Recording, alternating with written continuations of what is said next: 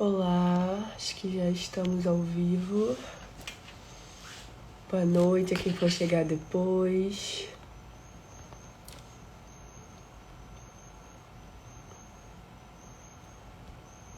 Já já o Jovi chega e a gente começa. Oi, Jovi. Vou te convidar aqui. Foi. Só aceitar.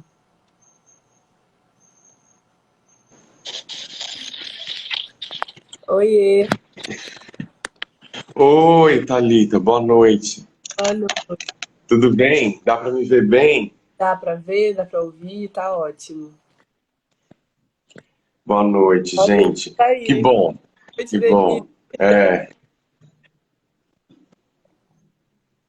bom. O pessoal chegou. Sim, as pessoas estão chegando. Hoje a nossa conversa vai ser sobre esse tema da resiliência e a gente vai falar um pouquinho do livro, né, que está aqui. E no Tá. final dessa conversa a gente vai fazer o sorteio. Fui levar pessoalmente para a Thalita esse livro e, Ah, né? Muito bom. Boa noite, gente. Foi uma experiência muito boa. Te conhecer pessoalmente, né? Te abraçar depois de 2 anos trabalhando junto, acho que foi uma experiência muito legal. Ela é muito mais bonita pessoalmente, o Jovi né? também, já. Ah, obrigado. Bom, oi, Tainá. Oi, Estamos Tainá, tudo bem? Gente, eu mandei o alunos, eu tô adorando. Bem-vindos aí. Bom, eu vou contar um pouco, Thalita. Às vezes a sua internet dá uma quebrada assim, mas eu acho que, pessoal, só fala se tá tudo bem, me vi, se a Thalita às vezes tá cortando. Às vezes eu acho que vai e volta, mas eu acho que no geral tem um contínuo, né? Tá dando para acompanhar? Sim. Para mim parece que você que corta, Boa noite, mas Leila. não sei se é a minha internet. Boa noite. Eu acho que pode ser, mas aí na hora do sorteio, que eu Né? acho A que gente vai é importante. Oi? vamos indo, né? Vamos tentando. Qualquer coisa vocês falem. Vamos indo, tá bom. Isso, pessoal. Falem se está cortando muito, se está indo bem. Bem, Uhum. eu quero contar primeiro a história de escrever esse livro, né? Eu tinha ido no lançamento de uma amiga, também pela editora Conquista, aqui, né? Que a Sheila era uma escritora, coautora de um livro, a Patrícia Salomão também estava. E era um livro que chamava O Poder do Batom Vermelho, Além do Batom Vermelho, era uma coisa assim, né? Que era o tema desse lançamento que eu fui, da editora Conquista. E lá nesse encontro, o Rodrigo que é um dos autores aqui, Rodrigo, vou ver o nome dele todo, é o Rodrigo Matos e a Sheila, me convidaram para compor esse livro. Gente, mas isso foi em janeiro de 2020. Não tinha pandemia, não tinha coronavírus, né? Então e é um tema que foi muito falado no coronavírus, mas era um livro que já estava sendo gestado, porque a Sheila, que é organizadora, a mãe dela tinha falecido, ela estava passando por um luto e ela precisava de elaborar esse luto. Ela estava elaborando esse luto no processo dela. E aí, na elaboração do luto, ela pensou em resiliência. Ela falou, vou fazer um livro sobre a resiliência. E lá, esse é um assunto que sempre passou pela minha vida, né? Porque quem me acompanha já no canal do YouTube, ou acompanha nas outras conversas, ou quem tem aula de filosofia comigo, eu sempre falo que eu fui fazer filosofia com os 4 anos de idade, né?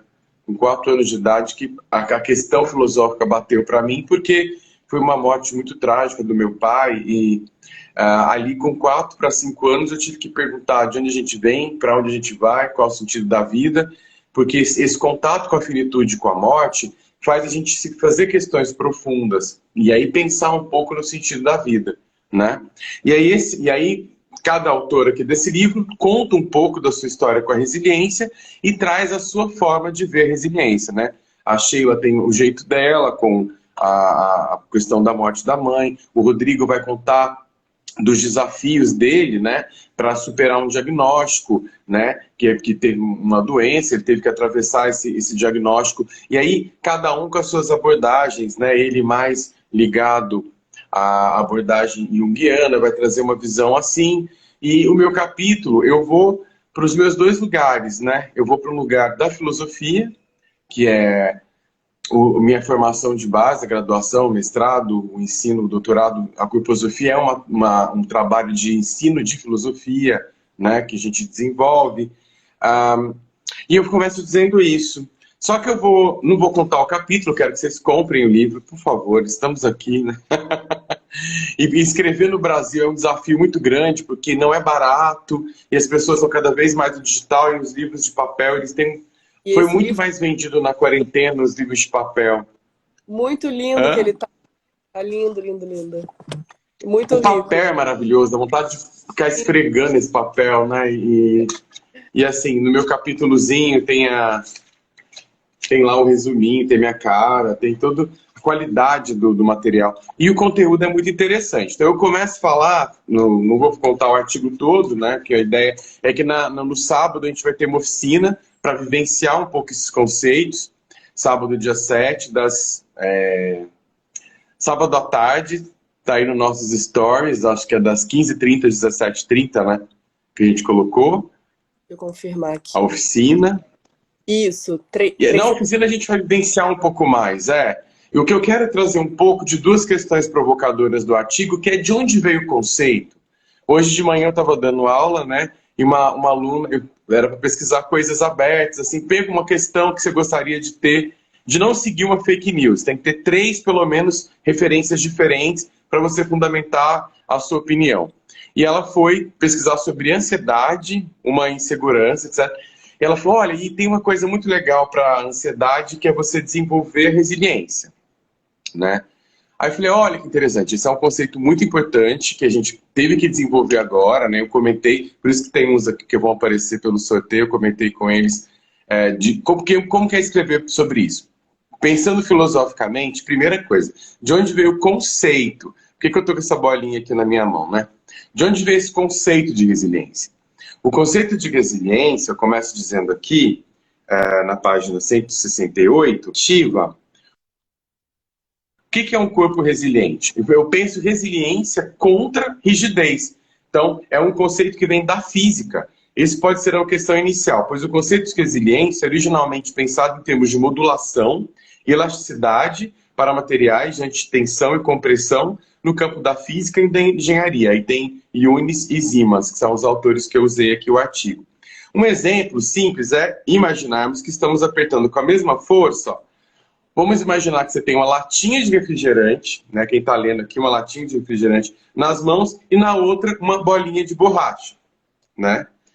De acordo com esse conceito, a bolinha de borracha é mais resiliente em termos de elasticidade e material, pois na situação de pressão ela é capaz de recuperar a forma original, ao contrário da latinha. Então, pensando em recuperar a forma original, vamos pensar em termos então de como eu fui seguindo a minha pesquisa aí, né? Pensando em termos reichianos, em termos do que o Reich pesquisou, existe um protoplasma, né? O nosso corpo tem um protoplasma que é lá, desde da barriga da nossa mãe até a nossa vida, a gente tem essa célula que pulsa, né? Então, numa situação de estresse, o que acontece com o nosso corpo? Ele contrai, ele pulsa menos, então ele perde flexibilidade. Né? Então, como que é resgatar a flexibilidade? Então, raciocinando pela ideia de unidade funcional, que é o que o Reich propõe, flexibilizar, né, os nossos padrões de corpo, de contração, também abre espaço para a gente começar a repertorizar melhor as nossas questões intelectuais, etc. Dizendo de maneira muito simples, né? Ser resiliente não é só se adaptar, né? Ela está adaptada aqui, bem apertada, mas ela está assim, a vida dela é ser apertada. Mas ela tem pouca pulsação. Então, quando eu tiro ela da pandemia, da quarentena, do coronavírus, ó, ela volta nessa forma. Eu posso encher essa bolinha aqui, ela ficar mais cheia, eu posso deixar ela assim, mas ela tem capacidade de voltar a pulsar. A pulsar. né? Então, para a gente é uma coisa muito importante pensar em termos de resiliência, que é como recuperar a nossa capacidade de pulsar, que é, nesse sentido, estar enraizado. Não é nesse sentido místico do enraizamento, né, que tem tantas críticas, né, à questão do enraizamento. Mas estar em contato com essa realidade, em contato com essa realidade, com as contradições que ela tem, com as dificuldades que ela tem e mantendo essa capacidade de pulsar, né? Então, o que a gente vai experimentar um pouco na oficina é um pouco dos exercícios. Tem um exercício que é uma meditação que eu fiz sobre a árvore, que mandei para 3 amigas que elas gostaram tanto, falaram, nossa, deu tanta diferença. Eu também sinto diferença quando eu faço, né? E entrar agora também no livro, eu vou seguindo os capítulos, no capítulo eu vou trazendo um pouco da visão que eu fui trabalhando aí na minha pesquisa, né? Sobre o Reich, sobre o Lowen, sobre como que o formato, às vezes o formato do nosso corpo, ele fica de um jeito tanto tempo e a gente poder mudar, flexibilizar esse jeito. E o que foi um defeito, né, inicialmente foi uma adaptação, ele pode se transformar num recurso, né? Então, por isso, a gente tem que pensar na resiliência também, não só em se adaptar a situações, né? Ah, essa pessoa é muito boa, ela é resiliente, ela é conformada. Não é disso que a gente está falando, né? Então, pensar e trazer filosofia como senso crítico se adaptar, ok, eu tenho coronavírus, eu tenho máscara, eu tenho tudo que aconteceu com a gente, que ficou, né, um terror na nossa cabeça, mas a gente teve condições de se adaptar, né? A maioria que está aqui me ouvindo, talvez teve coronavírus e está aqui, né? Então sobreviveu. Muitas pessoas não sobreviveram. Isso não quer dizer que elas eram mais ou menos resilientes. Tem várias questões envolvidas nisso. Questões sociais, questões econômicas, acesso à saúde e N coisas. A gente não pode pensar, uma fulana é mais saudável, ela é mais resiliente, fulano é menos saudável. Não, isso seria perder o nosso senso crítico. A gente tem que pensar num pensamento de conjunto, numa relação de conjunto, como que é compor com o meio ambiente. Então, eu não vou perder meu senso crítico. Muitas vezes o que está me oprimindo é uma relação do ambiente.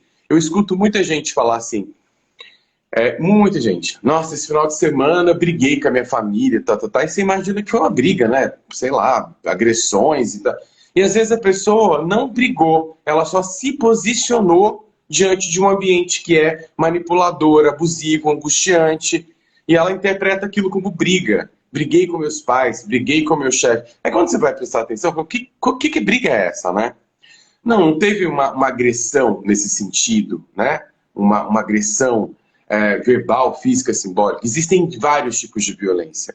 Mas quando a pessoa sofreu muita violência, ela foi muito vítima de bullying, de violência, quando ela aprende a se posicionar, ela acha que ela está brigando. Você não está brigando. Você está aprendendo muitas vezes a se posicionar diante de situações insustentáveis, né? Diante de pessoas que são abusivas e te colocam como maluco, né? Você que está percebendo a realidade errado, e a pessoa está sendo extrema, isso chama em inglês o gaslight, né? Tem pessoas que fazem esse gaslight com as outras, né?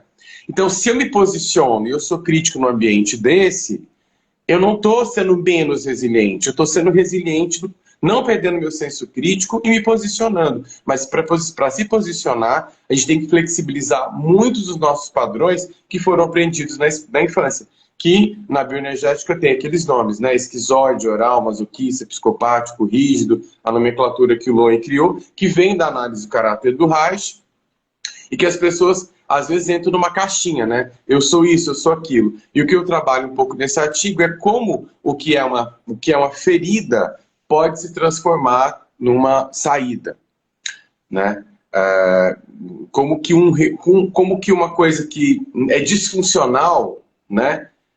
Ela pode se transformar numa coisa funcional. Que a grande questão nossa no processo do autoconhecimento é como nos tornar mais funcionais. Adultos funcionais. O que é ser um adulto funcional? Se tornar mais funcional. Isso é muito importante para a gente poder sobreviver num mundo que tem um monte de contradições. A gente não vai eliminar as contradições. As contradições compõem a dialética, né? Mas como a gente vai compor com a dialética sem abrir mão do nosso posicionamento quando a gente tem essa clareza? Que muitas vezes a gente sofre muitas invasões, etc., porque a gente busca ainda muita validação do outro. E aí, eu estou sendo resiliente, que eu estou sendo acomodado, eu estou sendo submisso, eu estou sendo adaptado, eu estou me acomodando à situação. E, na verdade, isso vai gerar mais contração e mais adoecimento. Então, não perder esse senso crítico, se colocar, poder se dizer do que está sentindo e se apropriar, em primeiro lugar, do que sente, que é o caminho que a gente já tem feito aqui nas nossas conversas todas, no nosso Instagram, no nosso YouTube. É primeiro, né? A senso-percepção é fundamental no processo de autoconhecimento. Sinto. O que sinto, como expresso o que eu sinto nesse ambiente e nessas condições, que às vezes são muito opressoras ou inesperadas ou adversas. Como que eu posso, nessa flexibilização, nessa possibilidade de pulsar, transformar isso num desafio evolutivo? E não é evolutivo no sentido do Darwin, não, é evolutivo no sentido de crescimento, posso até substituir essa palavra. Como que eu posso transformar isso, que é uma adversidade, num desafio para o meu crescimento e amadurecimento? Acho que essa é uma sacada do livro. Tem alguma pergunta, pessoal? Ou a Thalita, ou vocês? Por enquanto não apareceu aqui, não. Já ouvi, eu fiquei Não? com uma dúvida aqui. Você falou porque o convite veio antes da pandemia, né? E aí eu queria saber se você começou a escrever antes da pandemia, ou se foi durante. Como é que foi isso? Foi assim. Em janeiro, eu aceitei o convite, né, para participar do livro. Aí já tinha a ementa do livro, quais que eram os temas. Desde que tem aqui relatos que são muito biográficos e teóricos, tem relatos e artigos mais teóricos, que o meu é bem teórico, né? Eu falo ato e bibliografia. Tem gente que contou muito mais a sua biografia e entrou com a questão da 90% aqui, 80% são psicólogos, né? Então eles vão trazer um pouco deles, um pouco da abordagem deles. Tipo, olha, não é mais Jung, como que esse Jung vê isso? Tem muita gente aqui da logoterapia, do Viktor Frankl, né? Que foi muito... E o Viktor Frankl, é muito legal ler os artigos do pessoal da logoterapia, que o Viktor Frankl, ele sobreviveu ao campo de concentração. Então, um cara que sobreviveu ao campo de concentração, ele não vai pensar numa terapia só focada lá, né, no ético, nas questões da psicanálise. Não, ele está falando, olha, muitas dores nossas são dores compartilhadas, porque o campo de concentração não era uma pessoa só ali. São dores compartilhadas e são dores existenciais, que é o que a gente tem trabalhado bastante aqui na Corposofia, na nossa maratona, né? Comunidade de destino, dores essenciais. E aí, nesses capítulos, dá para perceber bastante como o Viktor Frankl e as pessoas que estão se inspirando nele encontraram na dor propósitos da existência. Interessante, né? Como que o propósito da existência muitas vezes tem a ver com a cura dessa dor. Cura é muitas aspas nessa cura, tá? Com o trabalho sobre essa dor, né? Sobre o estar em contato com essa dor revela ou traz um propósito de existência, né? Eu cito aqui, não entro muito nisso, nas 5 feridas emocionais, que é do pessoal do Core Energetic, né? Que é diferente um pouco do Lowen, a leitura que eles fazem dos caráteres, né? Mas, basicamente, assim, muitas vezes uma dor pode ser um recurso. Outro autor que eu fui bastante, vocês podem... até tem a live aqui citada. Quem não assistiu, vale a pena assistir, está no meu YouTube, sobre o tal da transformação, que é com a Liane Zin, que ela faz o prefácio desse livro. Me ajudou também a inspirar. O que eu fui fazendo aqui foi uma costura joviniano aqui, né? Sobre o assunto. Então, é um jeito de vocês pensarem, e eu fui um pouco nesse caminho, né? Tá dá para vocês lerem um pouco aqui no meu capítulo. Tem muitos capítulos, né, que tem uma visão junguiana de resiliência, uma visão logoterapia de resiliência, uma visão mais... Tem gente da cognitivo-comportamental, que é tão diferente de mim, né, assim, e a gente fazia tinha reuniões no Zoom dos autores, e a gente conversava entre nós para ver o que é resiliência para a gente. E a gente poder tecer e escrever um livro junto, mesmo falando linguagens diferentes. Né? Mas essa é a riqueza do livro. Você não vai ter só a minha visão haitiana, né? Não, você vai ter uma visão do Viktor Frankl, uma visão do Jung, outra visão do Roger, mas que são pessoas que estão falando das experiências delas, né? E a partir... Eu trouxe muito a minha experiência de como ser, né, resiliente na filosofia, no trabalho corporal. Se não tiver nenhuma pergunta, eu só queria ler um pedacinho dessa virtude. Até pensei em fazer um post dessa virtude. Thalita, é muito interessante pensar. O Aristóteles escreveu a Ética Nicômaco, né? Então Aristóteles a gente vai citar Aristóteles. Na Idade Média era o filósofo, né? Quando eu falava o filósofo, era o Aristóteles, era o cara que escreveu sobre tudo, matemática, geometria. E a Ética Nicômaco, ele vai trazer uma reflexão sobre a prudência, né? Uma colega escreveu para mim, eu tive no Rio de Janeiro, né? Aí ela falou, que legal que você teve no Rio de Janeiro, mas eu ainda estou com um pouco de medo de viajar, pegar avião e ir para lugares onde as pessoas não é obrigatório mais usar máscara, estou com um pouco de medo. Aí eu falei assim, você está com medo do quê? Paranananá. Tudo que ela falou não é medo. Eu falei, então, você está tendo prudência, né? Isso não é medo. Ela falou, nossa, é isso mesmo, Joviniana, é prudência, né? Óbvio, você vai pegar um avião, você vai pegar um ônibus, você vai pegar um metrô, se você pode colocar a sua máscara, que bom que você tem, você vai se proteger do contato de muitas pessoas. É diferente de estar o tempo todo em ambientes que não precisam de máscara, você está com a sua amígdala, o seu sistema todo em alerta e de estresse, sendo que você não pode relaxar. Porque em ambientes que você precisa, isso é prudente, né? E a prudência, para Aristóteles, claro que vai estar ligada à mediania, que é a ideia do meio termo, né? O que é prudente? É o caminho do meio, para Aristóteles, né? Não é nem o medroso, né? O temeroso, o excesso de coragem, etc. Né? Não é nem morrer de medo e nem ser corajoso demais, né? Vamos supor que você mora aí no Rio de Janeiro, você sabe que naquele bairro, naquele momento, sair à noite da sua casa e passar ali 3 da madrugada não é uma boa opção. Ok. Então você vai ter prudência de não ir. Agora é diferente de você estar aqui na sua casa e sabe que agora é um horário tranquilo, passar naquele bairro é tranquilo esse horário, não está acontecendo nada e eu tenho pânico, eu fico congelado no meu medo. Então, é isso que ele vai dizer, olha, cadê o meio termo? A prudência é saber o momento em que eu saio, aonde eu atravesso, com quem que eu estou andando. Tudo isso vai compor a prudência. Então ela é racional. Ela passa pela razão, né? Qual que é o nome da virtude que vai influenciar, só um pedacinho aqui, né? De filosofia, que eu acho muito legal. No dicionário de filosofia, a gente vai dizer que... eu vou ler só um pedacinho. Olha, é um artiguinho, ele é um pouco comprido. Vou pegar só mais um pedacinho que eu peguei da física, vou pegar da filosofia, já comentei um pouco do corpo. Resiliens vem da composição do re, que é intensidade, reiteração, entendido como força e expressão, e o radical salire, saltar, ricochetear. Então, que é como sair, né, de um contexto de pressão. Pode ser uma tradução. O vocábulo pode ser, então, transposto para uma situação de estresse, para uma situação de trauma. E aí, pensando Covid-19 como um grande trauma coletivo, quais recursos de resiliência a gente pode construir como comunidade? Sábado, eu e a Thalita, a gente está conversando, mas no sábado no Zoom a gente conversa entre nós. Então, que recursos a gente pode trocar e o que eu posso propor do que eu estou atravessando? Bom, incorporar novos recursos para lidar habilmente com as próximas adversidades. É uma pandemia, pode ser que venha outra, pode ser que venha outros recursos que a gente está construindo para essa pandemia, para a próxima, né? Nesse exercício, a resiliência pode ser uma sabedoria prática, frônesis, sabedoria prática, frônesis, né? Que envolve uma virtude da prudência. Então, a prudência, que eu falei para vocês, ela não é a prudência, ela envolve um conjunto de virtudes, né? De habilidades, de capacidades, que se chama encrateia. Encrateia é o domínio de si.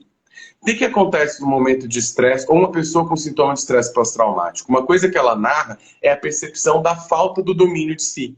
Minhas pernas falham, minha respiração é um ataque cardíaco, não estou tendo domínio sobre si. E esse domínio sobre si é uma virtude. Então, virtude, gente, não vem em cápsula. Eu adoraria. Falar, olha, você tem um floral de 5 virtudes, 5 gotas 3 vezes ao dia, você vai ficar virtuoso. Não existe. É uma prática, né? É exercitar o domínio de si. E domínio de si não é o autocontrole vendido aí, né? Que é bem vendido aí na internet. Tem autocontrole das emoções. Gente, autocontrole das emoções é completamente contrário ao que a gente está falando aqui. A gente está falando de você controlar a emoção. É estar em contato e poder pulsar com as contradições, as emoções. Vai ter um medo, vai ter uma raiva, vai ter uma tristeza, e eu vou compor com essas coisas todas, né? Não vou excluir uma ou outra.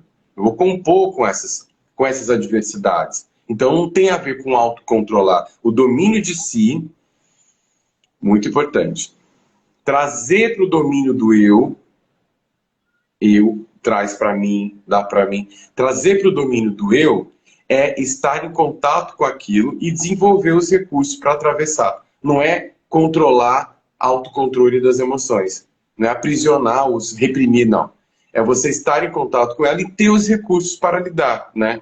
Que é o que a gente está tentando brincar na oficina de sábado, né?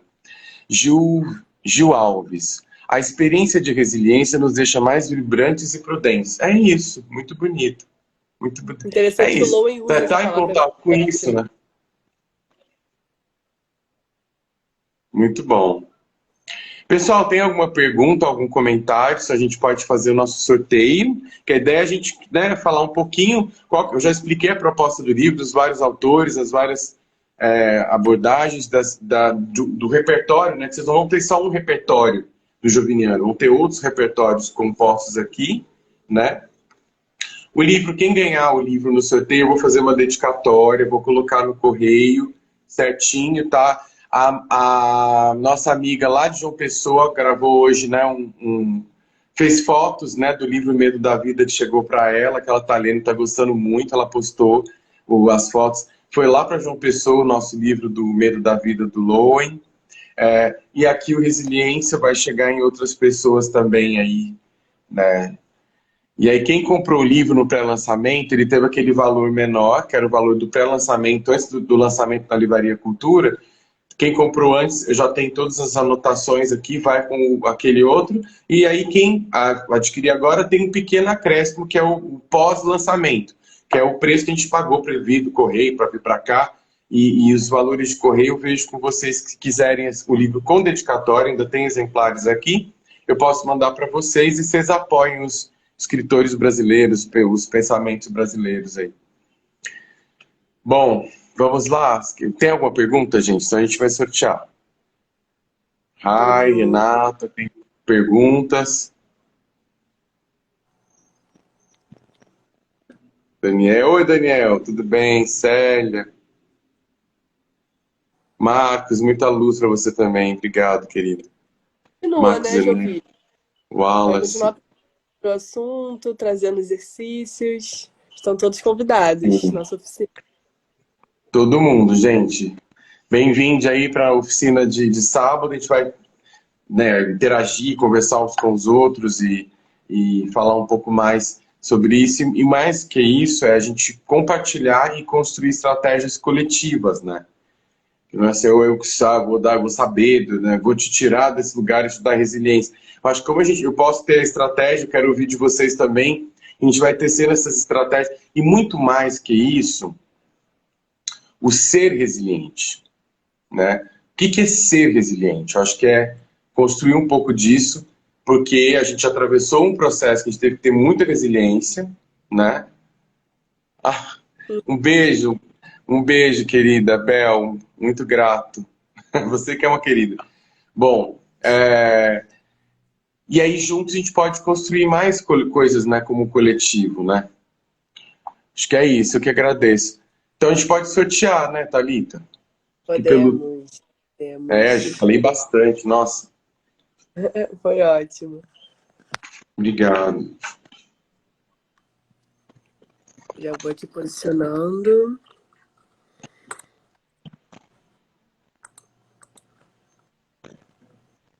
Tá um minutinho carregando, gente. Quem quiser aproveitar esse minuto final para comentar, agora é a hora. Quem sabe, hein?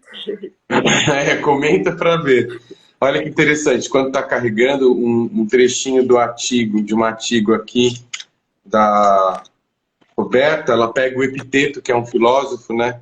O que perturba o ser humano não são os fatos, mas a interpretação que ele faz dos fatos. Né? O quanto que, quando a gente vai conversando e ressignificando e vendo sobre outro ponto de vista, as coisas vão ficando mais administráveis, né? não é o evento traumático, né? Como que esse evento é traumático para você? Como que ele te afetou? Como que o coronavírus te afetou? Como que o acidente X ou Y te afetou? Olha, ele tá 59 e aí tem os valores do correio, que aí eu posso adicionar, tá? Ó, Ainda vou tem colocar bastante aqui, tá? exemplares aqui. Vamos ver quem vai receber, hein? Quem vai ser o sorteado.